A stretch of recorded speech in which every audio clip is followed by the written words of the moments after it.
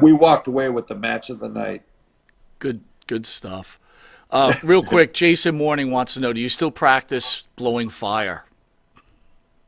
Gee, no. Um, whew, that was, you know, I was taught by a guy in Florida named Brian LaPalme. It was one of those little parking lot Walmart circuses, small, and he used kerosene, and that was kerosene I put in my mouth every night to blow that fire. And real quick story, I went some mid Florida, maybe near Orlando. He was set up, and he was through the company, the WWE. They found him, and he said, "Yeah, I'd be happy to teach, Ricky."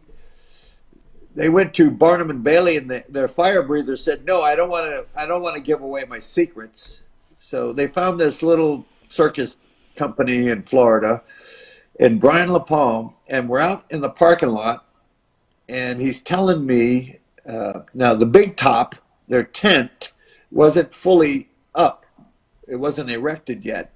So he said, "Wait, Ricky, be aware that whenever you do it outside and you have your torch, hold it up in the air and always look at the flames and see which way the flames are going. That'll tell you the wind direction.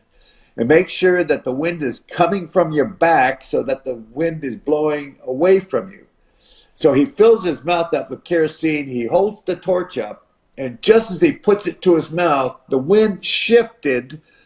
And as he's spraying the torch, the wind is blowing the kerosene on his face.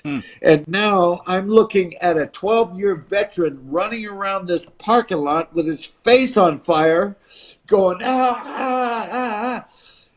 And they sent an office boy down, and I looked over at him, and I said, "You see that guy running around? Running around like with his face on fire?" I said, "You call Vince and say, tell him I ain't doing it. I'm not doing it. Look at this." And so Brian LaPalme comes running back up to me, and he said, "No, no, no, no, no. It's just superficial. It's like a bad sunburn. I'm okay." So he said, "Come back tomorrow when the big tent is done, and we'll do it indoors." And I came back, and he started with like a little shot glass of kerosene, and then it went on to larger, almost like a cup, filled enough to fill your whole mouth out and blow the fire out.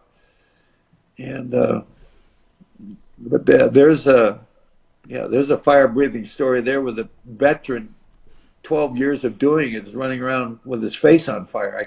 The next morning when I showed up, he's in his little Scotty trailer. It's these little mini trailers you tow behind your car. And I knock on the door, and he shows up, and he's got these big water bubble blisters Oh boy. on his face. Yep.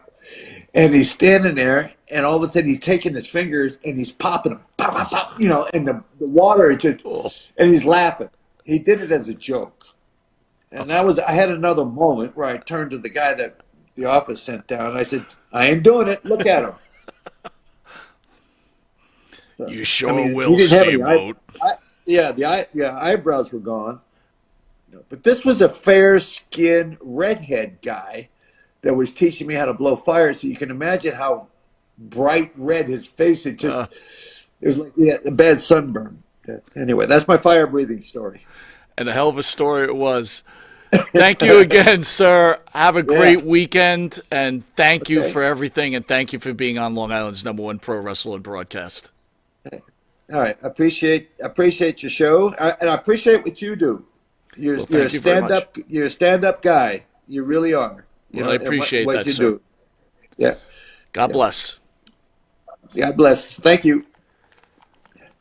All right, guys. The great Ricky Steamboat. What an honor. I hope you guys enjoyed the interview. He was fantastic. What'd you think there, AB? That was amazing.